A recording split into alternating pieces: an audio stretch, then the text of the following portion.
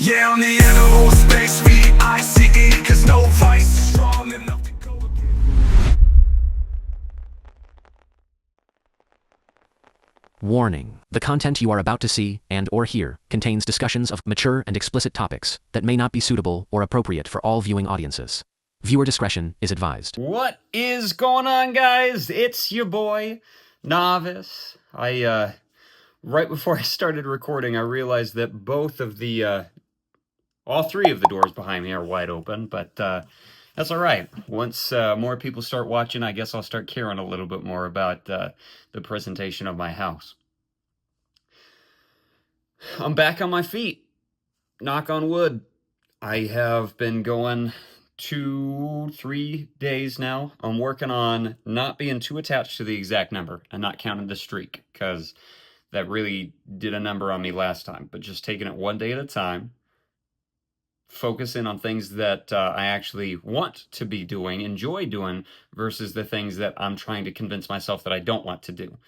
And I've been putting a lot of thought into that. I mentioned not too long ago that I'm trying to make sure that I'm still building the spiritual pillar. And for me, that's faith, specifically Christian faith. This painting's actually a reference to that. Also, do you love this outfit or what? Is that not the most gaudy, clashing outfit that you've ever seen? I kind of like it.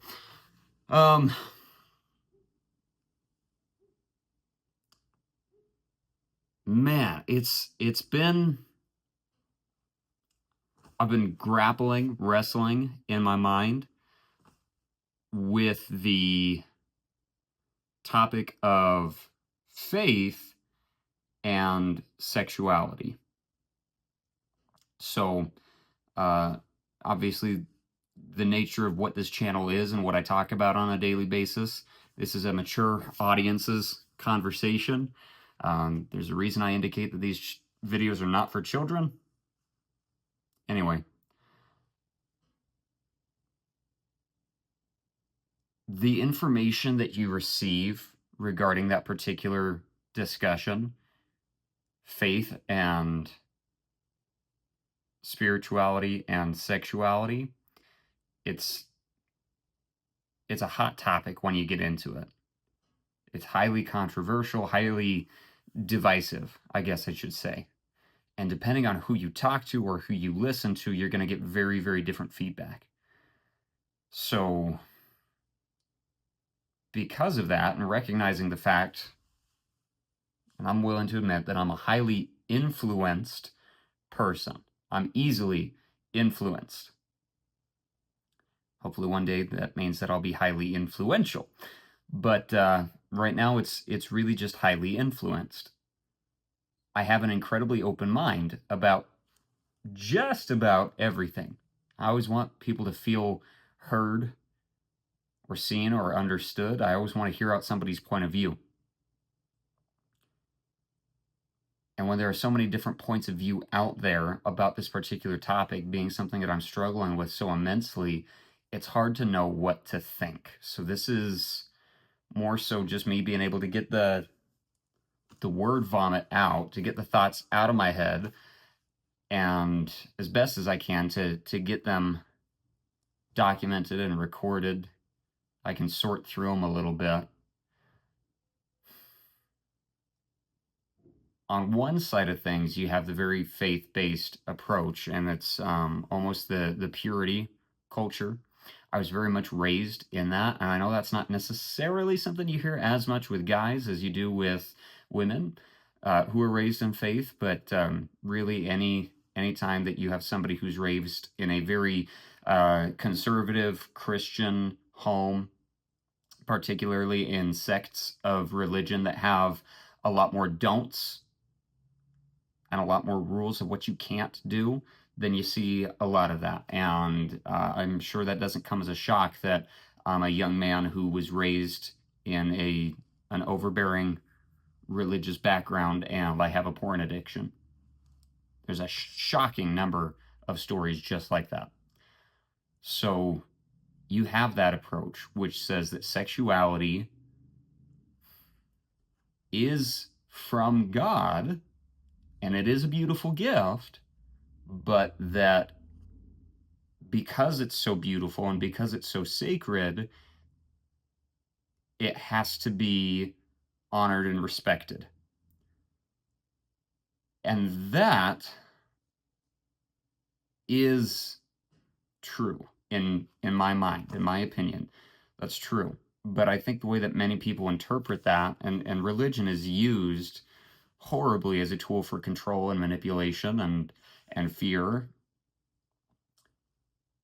So often the religious point of view takes the faith point of view on sexuality and weaponizes it and demonizes women for tempting men and paints men in a picture, young men who are, again, easily influenced to believe that that's what they must be. These almost these predators who have this evil inside of them that they have to hide and repress, and if they have uh, any thoughts or curiosities or fantasies or anything like that, that they're going to hell. And so it creates a very unhealthy relationship with sexuality where either you follow all of the rules and you're repressed and you don't know anything, and then when you finally are allowed to have sex in the context of marriage, then it still feels wrong because you've been told it's wrong your entire life. Or you get what happens with a lot of young men, which is that they believe it, but it's the forbidden fruit and it's so taboo, and so it becomes all the more alluring. So, I mean, the Apostle Paul literally has the opinion, and I think it's in Corinthians or Colossians. I'm sorry, I'm not a biblical scholar, but he basically says that I wish that more people were like me and realized that they just shouldn't be married, and basically talking about how if you really can't control yourself, then yes, you should go get married. And of course, I'm paraphrasing, and I will always encourage you to do your own research, read it for yourself, come to your own conclusions. But that lust is such a problem and such a sin, and it is only human to lust, and but ideally the perfect human would never have sex at all. And if you can avoid doing that, then that's better, and you won't need to get married because you're just never tempted. But if you're weak like the average human, then yes, you should get married so that you can take out those temptations on your spouse. And I know, again, that's not the exact message, but that's certainly what it feels like when you start to ask questions. So I guess it's almost three categories. There's the genuine spiritual approach of what I believe Christianity is meant to be, of what I think Christ genuinely intended it to be. And then there's the religious approach, which takes faith and demonizes sexuality. And that's where you get endless cycles of shame and guilt and negative feedback loops, and it's a perpetuating downward spiral. And then you have what I, for lack of a better term, will call the atheist approach, and that's just because that's the source from which I've heard this, and I recognize that. Always keep in mind where your information is coming from. And I'm getting a lot of different information from a lot of different sources, and I'm just trying to compartmentalize it all and process it all. But from that point of view, when you take spirituality and faith and religion out of the picture, there are many people who view sexuality and, a step further, eroticism. I think I'm saying that right. I'm not going to say it again. Sexuality and sensuality as a beautiful thing to be celebrated and not demonized. That you should love yourself and your body and feel comfortable in your skin, and that you shouldn't care about what other people think. And I obviously see some flaws in that logic as well, but I think the truth has got to be somewhere in the middle of all of it. I do believe in God. It's a can of worms. There's a lot of questions for me.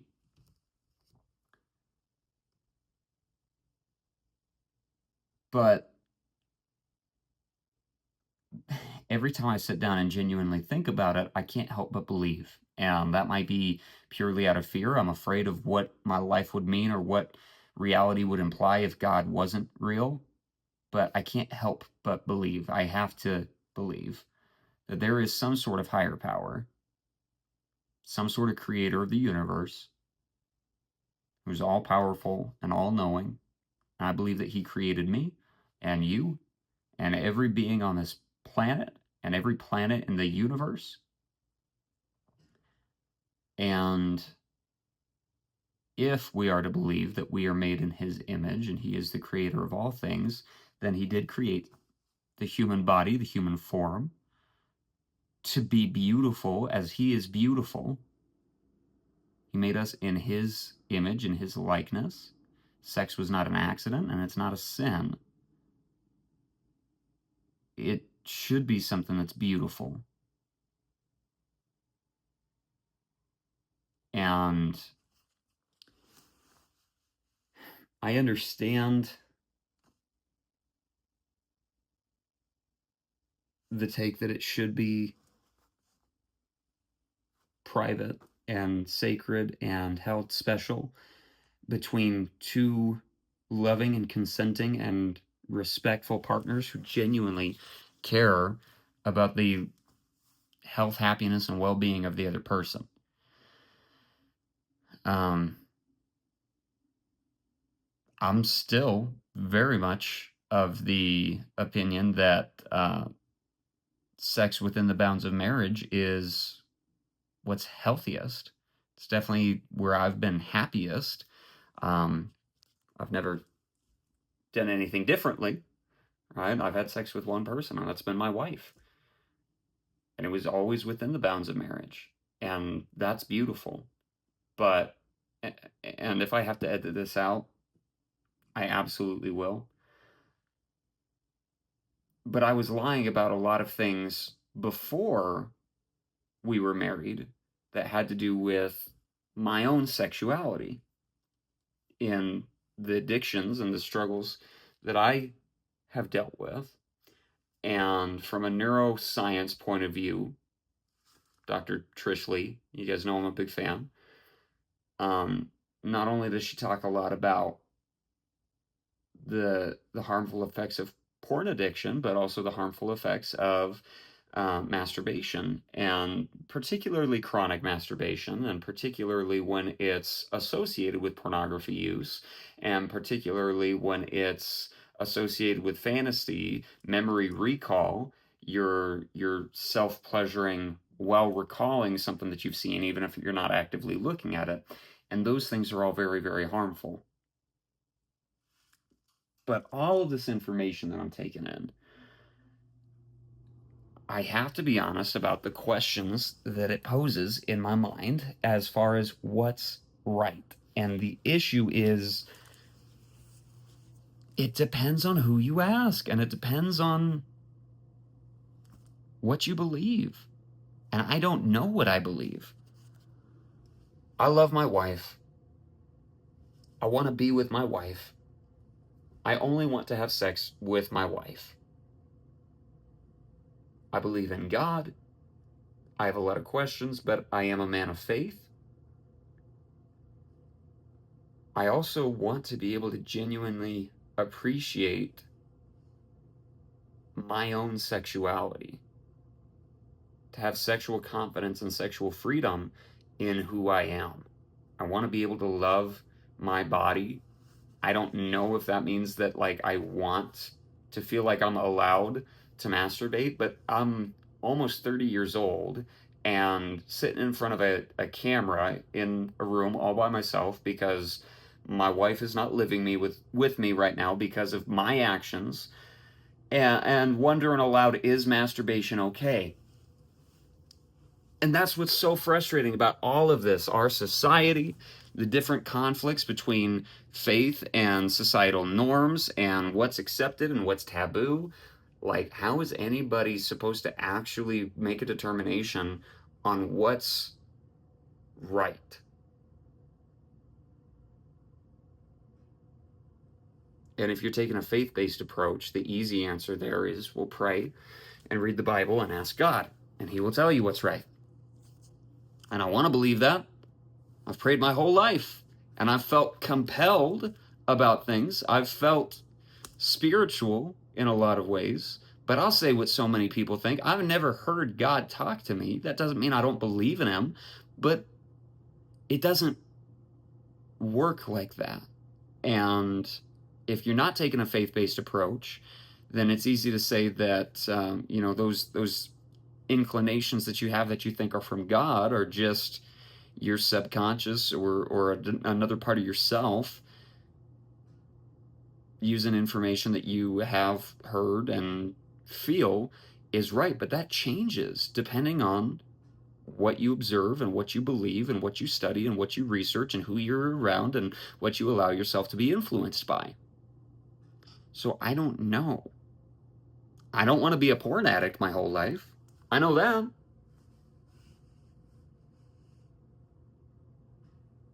I want to have meaningful sexual relations with the person that I love. That's what I want. But I don't want to feel guilt or shame about the fact that I perceive myself to be a highly sexual individual. I don't want to feel anxiety about sex because of those things, and that's exactly what I feel right now. So I really don't know if I'm going to post this at all. I think it's a conversation that's worth having, but I don't know in what context. I don't know where the boundaries are, where the lines are of what's appropriate and what's too far. I'm so sick of that. I want to just be able to have an honest conversation with somebody who's going to be able to talk to me about these things, not judge me. And I have talked to my therapist about some of these things, and she's provided some good insights. But, like, I don't want to feel like I have to totally deconstruct my faith to have a healthy relationship with my own sexuality. I have to believe that there's a way to do both because I believe that's what God intended.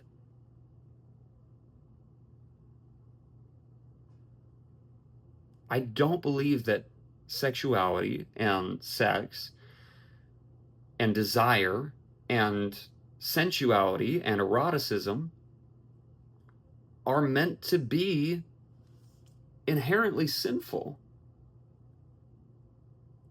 So if y'all can't tell, I'm deeply confused, conflicted. I don't have those answers, but do me a favor, help me out. Subscribe if you haven't already. Like the video, leave a comment, let me know what you think. Unless you're gonna be, if you're gonna be a jerk, maybe leave those thoughts to yourself, but I'm curious about your perceptions, your opinions.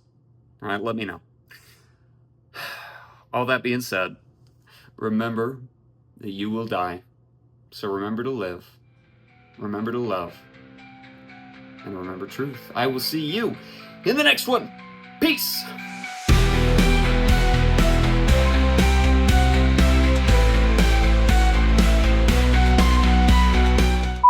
I understand the approach, the take. Why do I do this? That's always such a terrible angle.